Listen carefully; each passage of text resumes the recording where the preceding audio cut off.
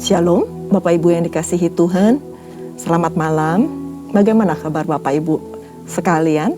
Saya berdoa dan saya berharap semua dalam penyertaan Tuhan.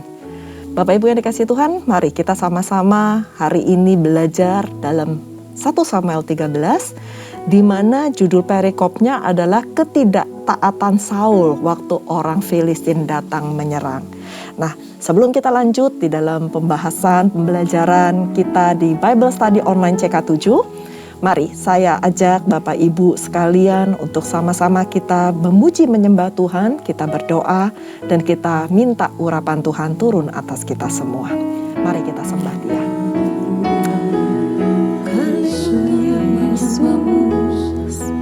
Haleluya. Terima kasih Tuhan. Yesus Tuhan, kasih-Mu kami tinggikan Yesus, kami tinggikan Yesus, memuliakan Engkau, salam bagi Raja-Mu. Haleluya,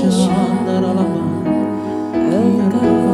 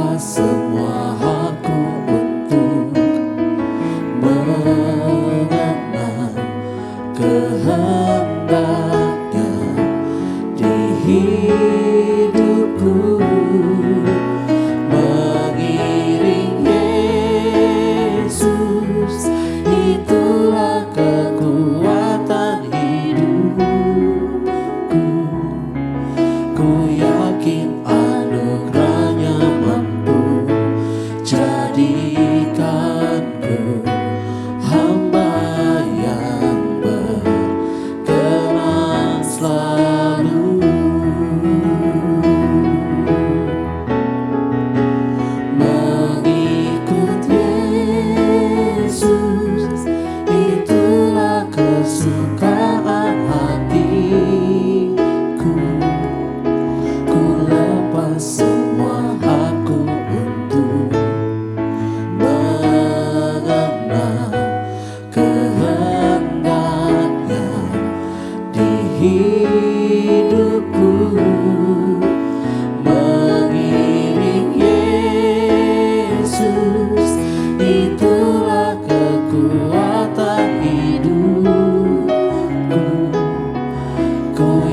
yakin anugerahnya mampu jadikanku hamba yang berkenan selalu.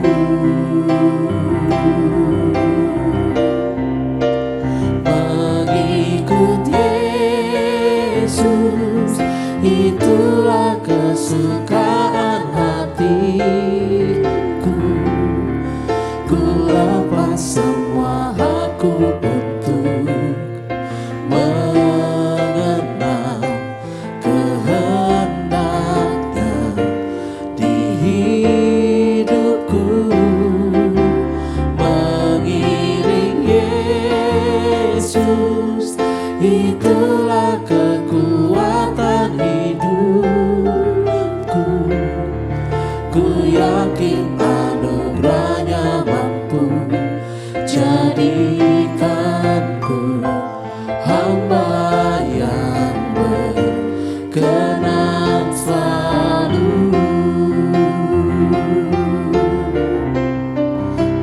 Mengikut Yesus itulah kesukaan hatiku. Ku lepas semua hakku untuk mengenal kehendaknya di hidupku. Mengiring Yesus itulah kekuatan hidupku. Ku yakin anugerahnya mampu jadikanku hamba yang berkenan selalu. Ku yakin anugerahnya mampu jadikanku hamba yang berkenan selalu. Ku yakin anugerahnya mampu jadikanku hamba yang berkenan selalu.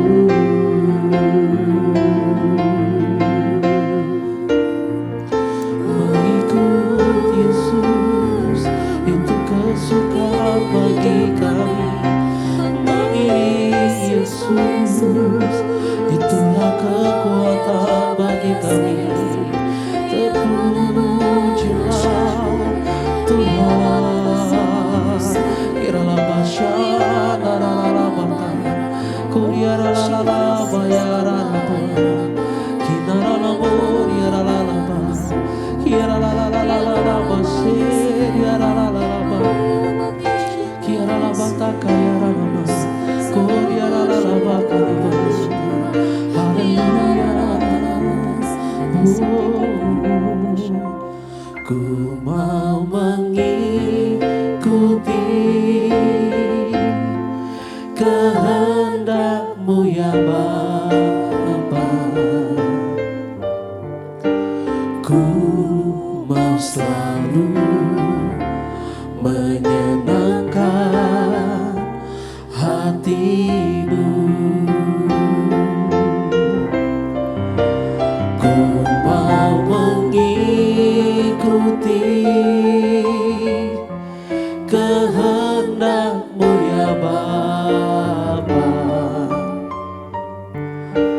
Ku mau selalu menyenangkan hati-Mu.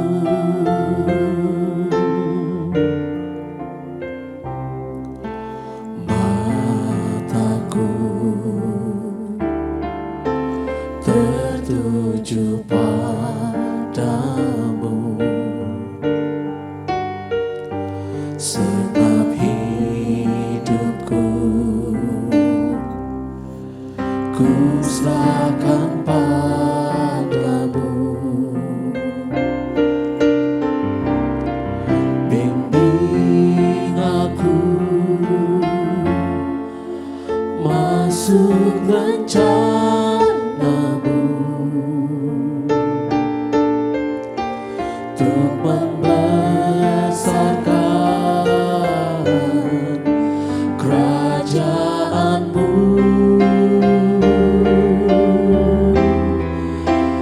Ku mau mengikuti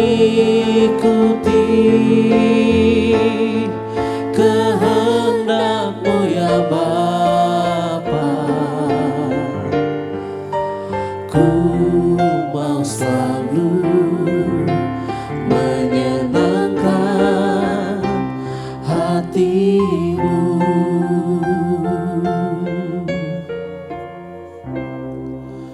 Mataku tertuju padamu, segenap hidupku ku serahkan padamu.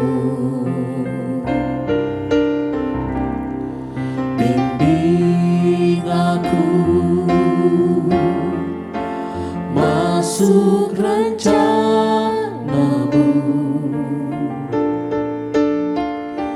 untuk membesarkan kerajaan-Mu.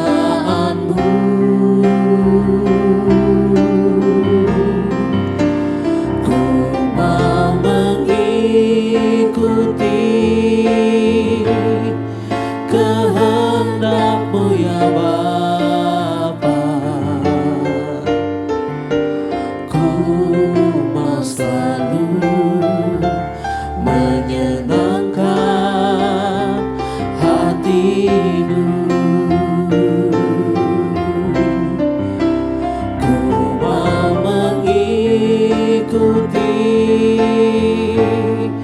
kehendak-Mu ya Bapa. Ku mau selalu menyenangkan hati-Mu. Ku mau mengikuti kehendak-Mu ya Bapa. Ku mau selalu menyenangkan hati-Mu. Ku mau selalu menyenangkan hati-Mu. Ku mau selalu menyenangkan hati-Mu. Kami mau menyenangkan-Mu, senangkan-Mu.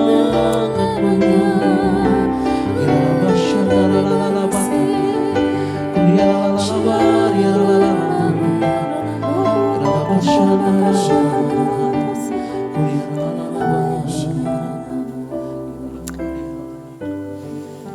Ini adalah doa kami Tuhan, untuk mau selalu mengikuti kehendak-Mu. Dan kami rindu Tuhan, untuk selalu menyenangkan hati-Mu. Biarlah Tuhan, hidup kami boleh berkenan di hadapan-Mu.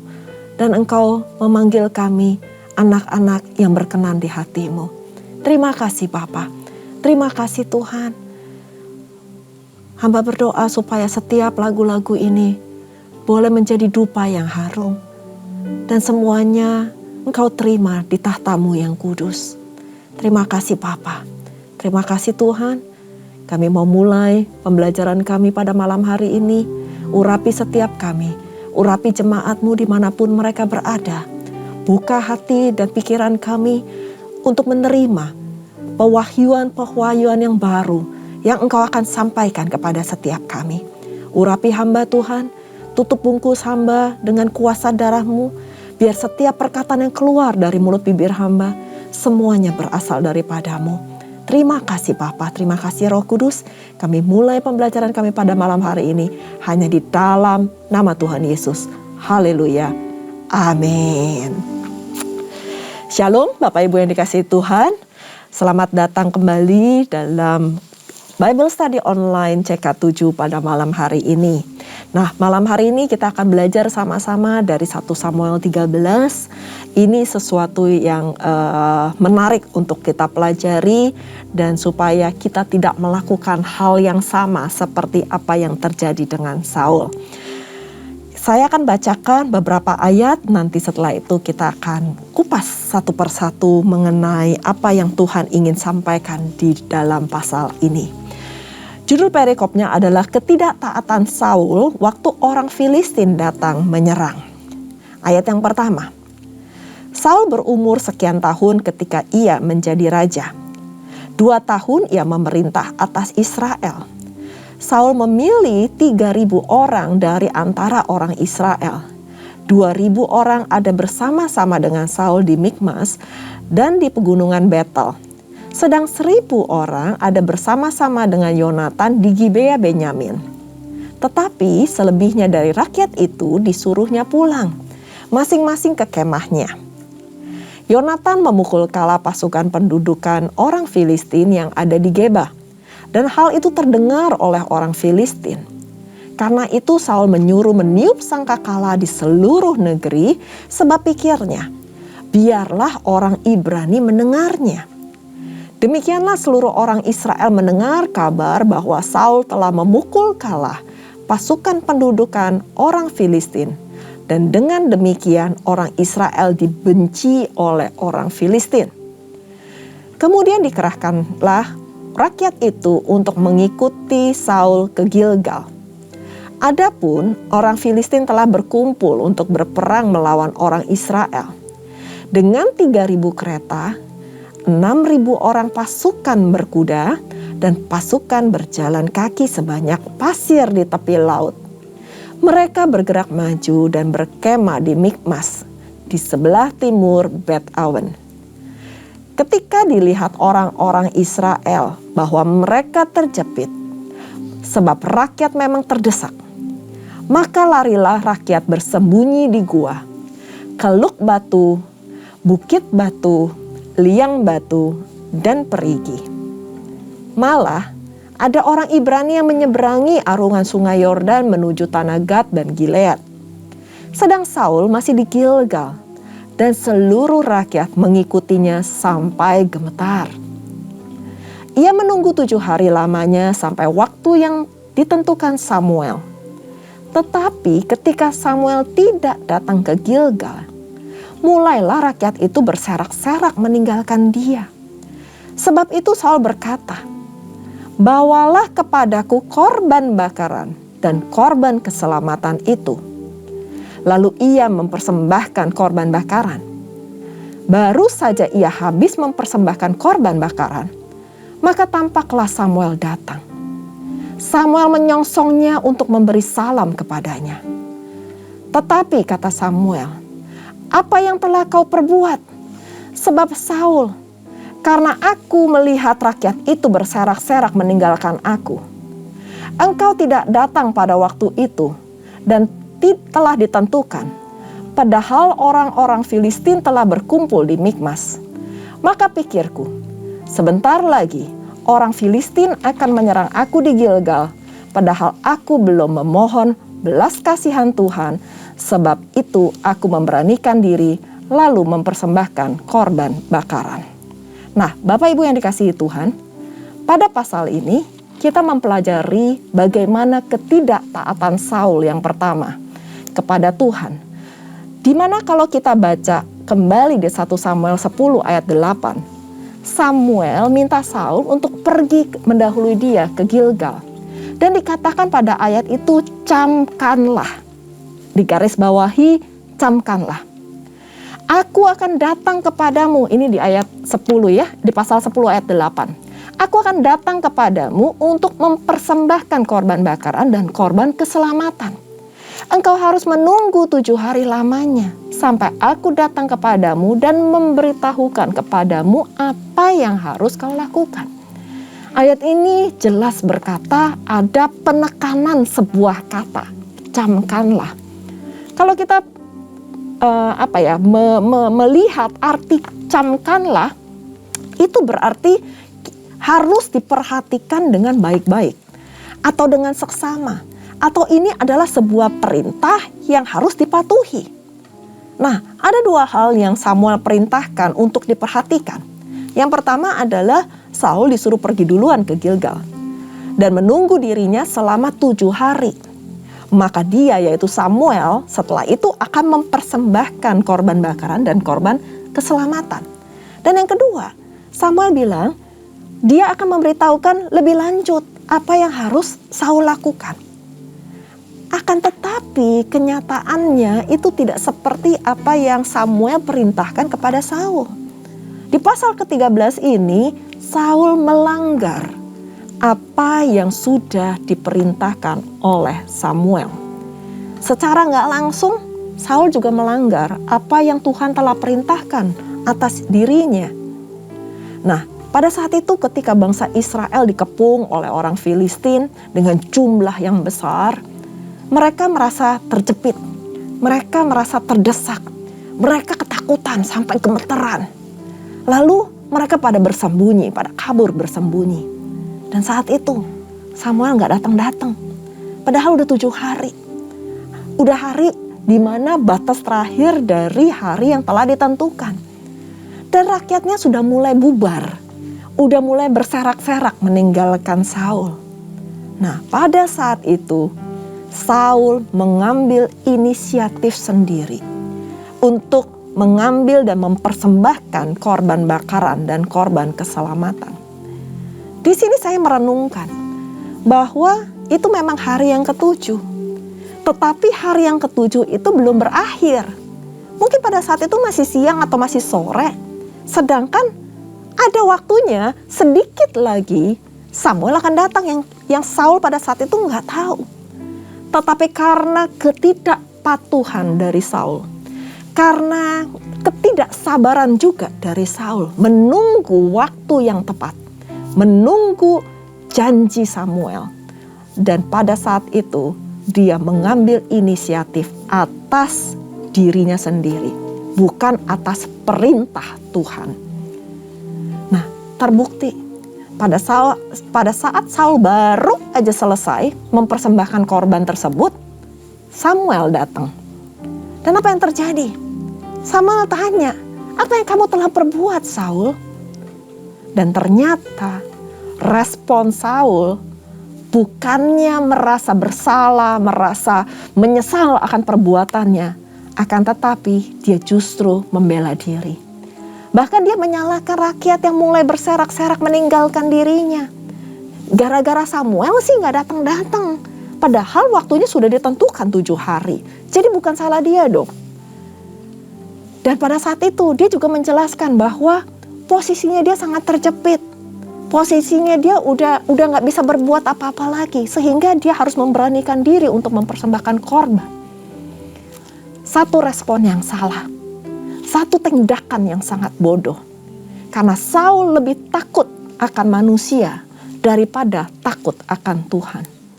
Saul memilih untuk tidak ditinggalkan oleh rakyatnya atau ditinggalkan oleh manusia daripada dia takut dirinya ditinggalkan oleh Tuhan. Itu juga yang sering terjadi. Mungkin bisa terjadi kepada Bapak, Ibu, dan saya. Pada saat kita diharuskan memilih kepatuhan kita kepada Tuhan atau desakan dari orang-orang di sekeliling kita yang mungkin saat itu bertentangan dengan apa yang Tuhan minta di dalam hidup kita. Bagaimana respon kita? Jangan sampai kita memilih manusia daripada memilih Tuhan. Jangan sampai kita takut sama manusia daripada takut akan Tuhan. Karena Tuhan yang memberikan kita nafas kehidupan, bukan manusia. Tuhan yang bisa menyelamatkan kita, dan Tuhan juga yang bisa mengambil kita, bukan manusia. Nah, di ayat ke-13 dan 14 kita lanjutkan. Ini adalah sebuah akibat, dampak yang besar dari perbuatan Saul tersebut. Saya akan bacakan. Ayat 13. Kata Samuel kepada Saul, perbuatanmu itu bodoh. Engkau tidak mengikuti perintah Tuhan Allahmu dan yang diperintahkannya kepadamu. Sebab sedianya Tuhan mengokohkan kerajaanmu atas orang Israel untuk selama-lamanya. Tetapi sekarang kerajaanmu tidak akan tetap. Tuhan telah memilih orang yang berkenan di hatinya dan Tuhan telah menunjuk dia menjadi raja atas umatnya. Karena engkau tidak mengikuti apa yang diperintahkan Tuhan kepadamu. Bapak Ibu yang dikasihi Tuhan, di ayat ini dikatakan bahwa tadinya Saul dipercaya oleh Tuhan. Sehingga Tuhan berjanji akan mengokohkan kerajaannya jika ia setia memegang perintah Tuhan. Akan tetapi sekarang kerajaannya itu dikatakan tidak akan tetap. Dan bahkan yang terlebih lagi, Tuhan telah memilih orang yang berkenan di hatinya. Sehingga posisi dan jabatan Saul itu akan segera berakhir.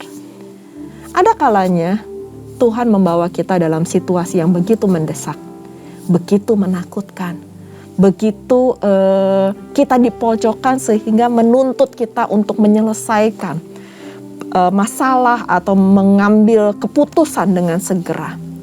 Pada saat itulah hati kita teruji. Pada saat itu kita harus memilih antara Tuhan atau dunia, antara Tuhan atau manusia.